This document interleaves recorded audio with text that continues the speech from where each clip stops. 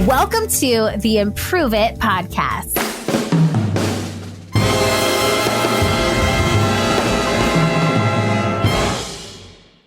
Improve It, peeps. Oh my God. I am so excited to bring you today's episode with Andrea Lopez. The theme of this month's show is all about developing our inner child.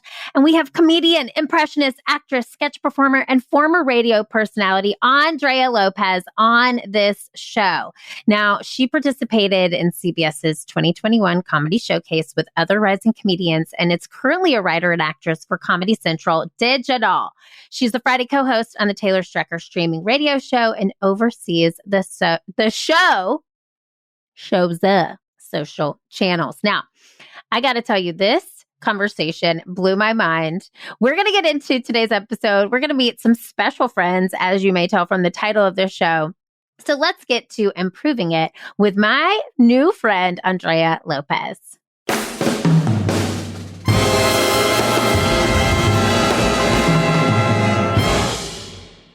I am so excited to have you on the show. I feel like, I don't know, do people come in with this expectation like they're just going to laugh? Because already just seeing you brings a smile to my face. So thank you for being here.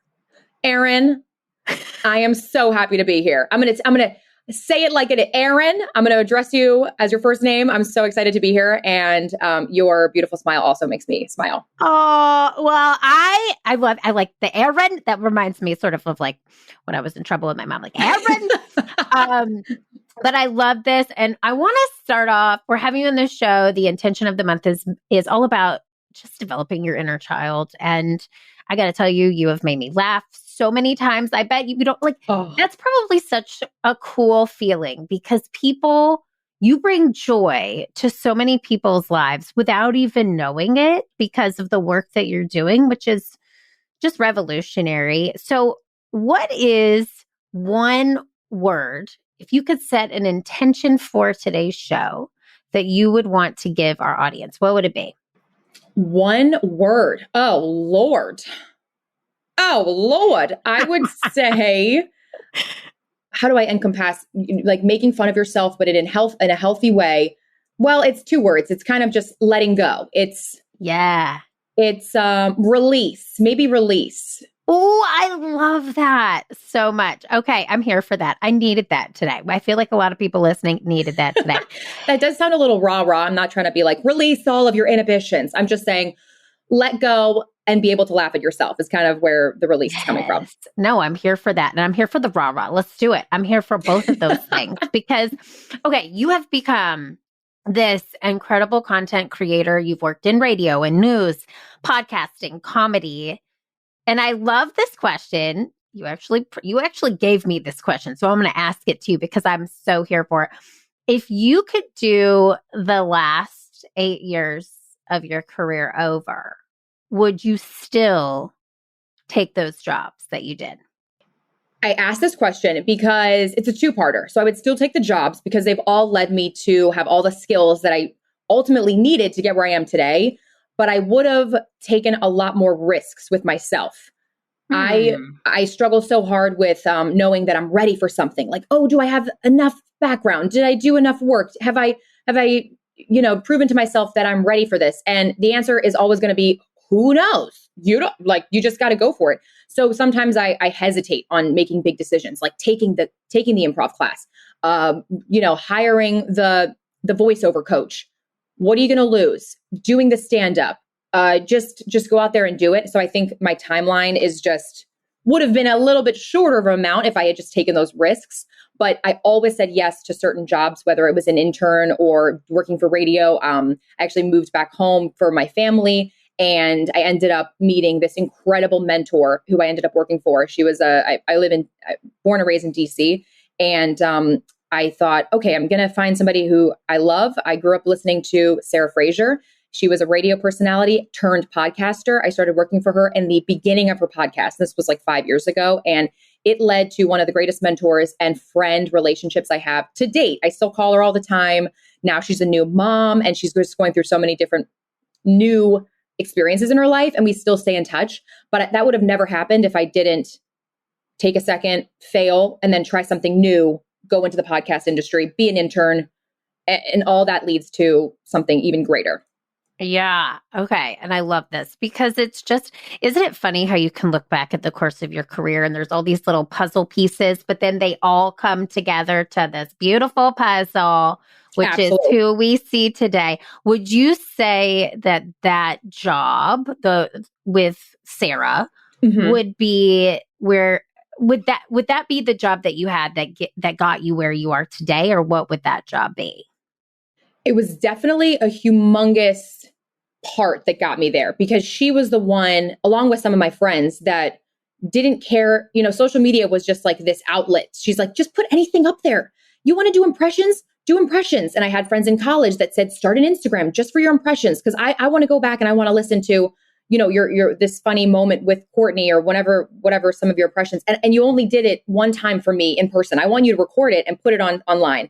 So Sarah was a conducive part of like getting there. And it wouldn't have been with Sarah that I had the option when I got picked up, like a casting director contacted me, and Sarah was the main person that was like, you have to do this. Like, take the chance, go to LA, see what they have to do. If nothing comes of it, who cares? But turns out, something did happen. I got on a national televised show. I got an agent. So like all these little things lead to the big thing. And if you don't have supportive people in your life, it's going to be really hard. Yeah. Okay. Is Sarah is she still, would you say, one of your biggest cheerleaders? Like she's the rah-rah. She is the rah-rah behind the Drea. Yeah. So oh my gosh, I can call her for pretty much any question, whether it's personal or professional. But she has always been there. And even if we're working on different projects, she's still very much in the podcasting world. And, even she does news spots. She's a pop culture, personality through and through. And but I feel like she definitely has always been in my circle, and I can call her for pretty much anything, even if I have a question on a different project. She would still have some really good advice to offer. I freaking love it. I love it so much. And I was the show. So you put these impressions on Instagram. Mm-hmm. A casting director finds it. Was that for the show Bring the Funny? That was, yes. I see. Okay. That's so amazing. That's the power of social media right there. Like, that's crazy. You. That's crazy. And so fantastic. Yeah. And it was as crazy as hashtag sounds. I was using hashtag female impressionist, hashtag comedian impressionist, hashtag celeb impressionist. And he said that the show was specifically looking for female impressionists. And this is back when hashtags were still a thing. I think today they still work, but not as widely used as they were back then. So he had literally put in female impressionist, and I was the one person because I was hashtagging female impressionist for every single one of my videos as the thirsty little biznitch I am. And he said that's how he found me, which is crazy. And I was like, wait a minute, you really found me from a hashtag? Wow, these things actually work. Okay, who knew? Who knew? I love it. Okay, and I feel like you might know her, Sam Ramsdell. Do you know Sam Ramsdell, who is a TikTok? Oh my gosh. Yes, we have met in person. We are friends. We DM all the time because she is so ridiculous and in the best way possible. And I yell James all the time. Oh my God, James! So Sam came on this show and right when we started. Okay, and this was like at the height of her coming into TikTok and her growing her platform. And she's hilarious. And she also mentioned that she was found through hashtags and people found her through hashtags. And she's just created, both of you have done fantastic work in the digital space. And I'm super here for it because that is how we are getting our content now. So let me ask you this, just on a quick basis. We talk about developing your inner child. You talk about this release. What would you say helps you connect to this inner child on a daily basis? How do you wake up and say, I'm going to do these impressions. I'm going to create content. What makes you get there and connect? Well, I do have the mindset of a 4-year-old. Just in general, I never grew up. No, it is really easy for me. I don't always say this, but it was a really big part of my childhood is my mom had a in-house daycare my whole life. It was a great business. And it just was such a great reminder that at the end of the day, we're all children. And there's something that you can learn from a child every single day because they have this really young, naive, but in the best way. I say that as in to say, you know, you don't have to take things too seriously. At the end of the day, we were first children. And I laugh at myself so much because I think that's the best way to stay relevant. A lot of comedy comes from those real life moments when you split your pants open, you open the door and it, you know, breaks off buttons. You know, I just recently went to go see Paris Hilton for her book signing, and I had bought this cheap shirt from Shein.com. And by the time it was an old shirt, but it was pink. And I was like, this is one of the pink blouses I have. I'm going to wear it. By the time I met Paris, I had 3 buttons that popped off. The thread had broken around my shoulder because I got these broad shoulders. And I was like, you know what? Paris doesn't care. You just act like you know what you're doing. And it was just a moment of like super clarity, like just have fun with it. Who cares if your buttons popped off? It's just, you have to laugh at yourself. So I think the first thing I do when I wake up is I think about all the crazy things that are happening in the world and how my voice can bring some sort of levity to everyone else's lives. And it is hard. I don't wake up happy every day. It's truly like, I don't know who does. Especially in the world that we live in today, which is so hard and filled with all these crazy things happening. But I just think that if we're not laughing, we're crying. So I try to find something that's funny in the day, and boost up my confidence, which is just, I have a million wigs. I put one on, I look up what's happening in the news with my people that I impersonate, and I find something funny and I'll post about it. Oh my God. I love that. Okay. And also I love that you said Shein because I've always called that company Shein, or Shein. Me too. Okay. Well, I have honestly, I've heard so many renditions of this website, whatever it is. It's probably not the best. I don't actually know where the clothes are manufactured. No, it's not. It's not high quality. It's the 2020 wet seal. Okay, that's what it is. It is. Oh my God, you named that perfectly. Yeah, seriously. Yeah, I wouldn't really recommend it. Okay, because at the end of the day, just spend money on the quality. Okay. Spend money on quality, but also it led to this fantastic story with Paris and laughing at ourselves, which I'm super here for. And I think that the mind of a content creator, I mean, and that's what I do too, a little bit here, you know what I mean? But like, it's a fascinating world. You have to constantly be in the know. You constantly have to be thinking one step ahead. And I want to get to these impressions because I want to ask, how did you know that you could do these voices? Is it just trial and error? Like what led you to Kourtney? Let's start with Kourtney Kardashian. What led you to that voice? I loved watching the show in the early days before all the craziness in their lives. They were just a regular family that had all these crazy family things happening. And I loved Kourtney's deadpan humor. I usually pick people that have, right? Like just, you're gross. Like, ew. Just, and it's totally different from my personality. So I loved taking on that kind of snarky, like literally, you're so dumb, you're bothering me, shut up, stop talking, all that stuff that I never would say normally, I got to say with Kourtney. So I loved that high-pitched Calabasas drawl, and I thought it was so fun. So I started doing it, and I've been doing it for 10 years now, that specific impression, and it's only gotten better and better, but I will tell you, it didn't sound like that. My friends thought I was amazing. They were like, oh my God, that is spot on. And I think that's why I kept going. I was like, really?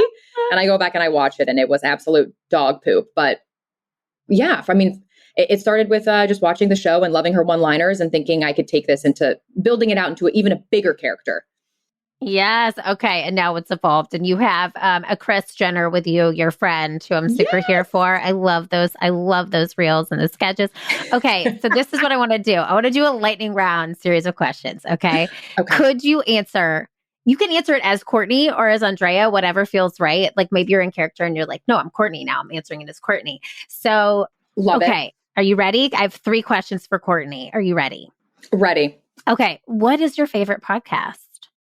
My favorite podcast, it's probably anything related to Goop because it's like closely linked to my company, Poosh.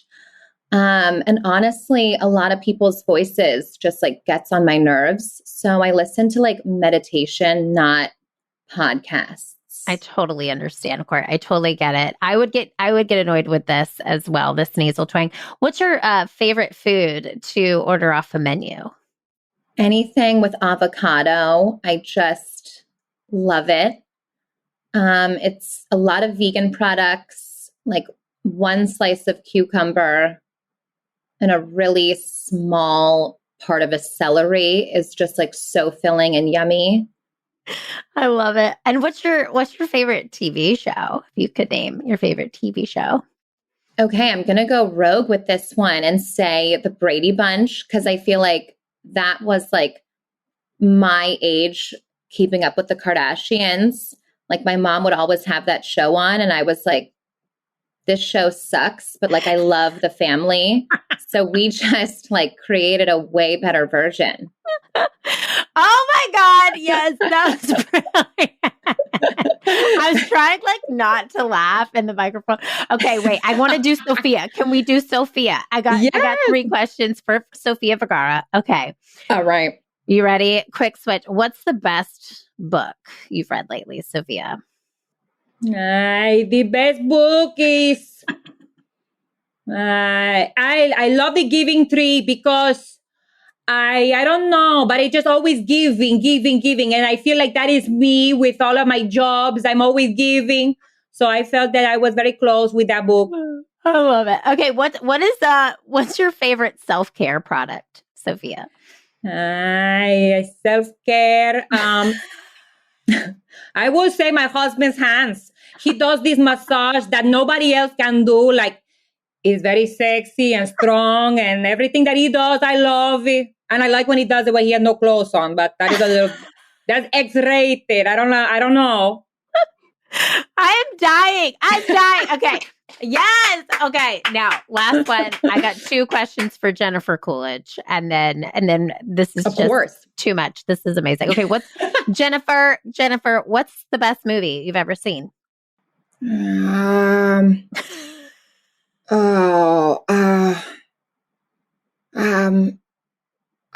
that movie with Tom Hanks? And he's like he dates a mermaid, a dolphin. What's that? Wet Splash. Oh my God, I love Splash. And also,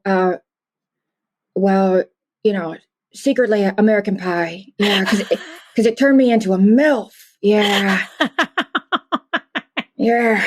Jennifer, who is your favorite comedian on the rise? I mean, a lot of people say, like I'm a comedian. Yeah, but I would say, you said on the rise. Oh, well, I love this one, Heather McMahon. A lot of people they say she is me, and I'm like, oh God, well, I love her blonde hair, and she's got great tits. So, yeah, me and her, we're gonna do a movie together someday. Yeah. Yeah. Oh my God. Yes, everyone is dying. That is amazing. Oh my God, that was brilliant. You just whipped out these impressions. I'm super here for it. Oh my God, is that fun? Like when you do impressions, do you go into a happy place? Is that like? Because I love character work. Yes, yeah. What comes? How do you quickly jump from character to character? Each character usually has a different like introduction. Obviously, Jennifer Coolidge is just you go right to squinting your eyes and you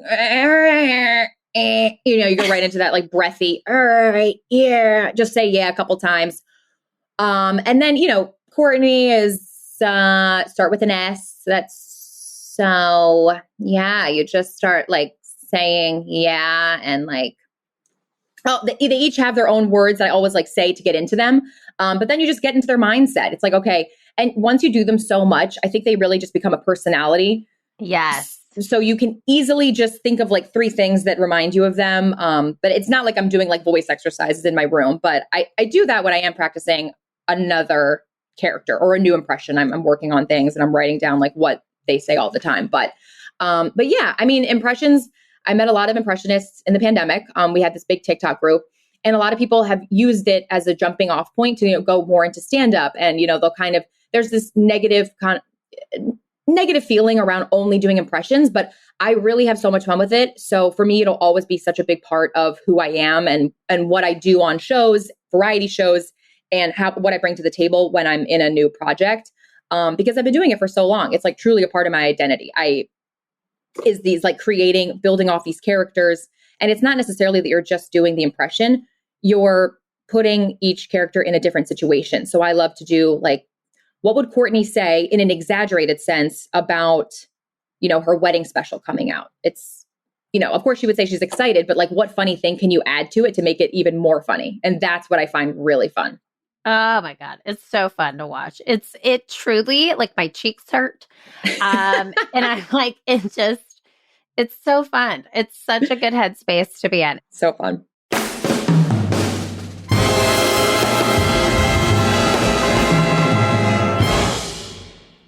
All right. So we are breaking this show, as we do, into 3 separate parts.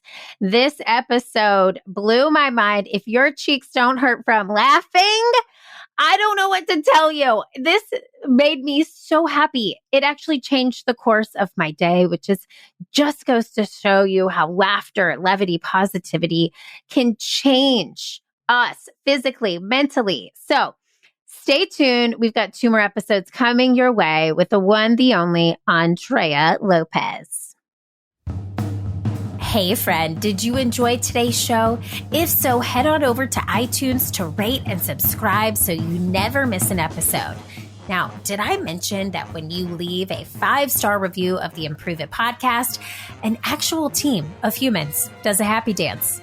That's right. So leave a review for us on iTunes, screenshot it, and send me an email at info@learntoimproveit.com. I'll send you a personalized video back as a thank you. Thanks so much for listening. Improve it, peeps. I'll see you next Wednesday.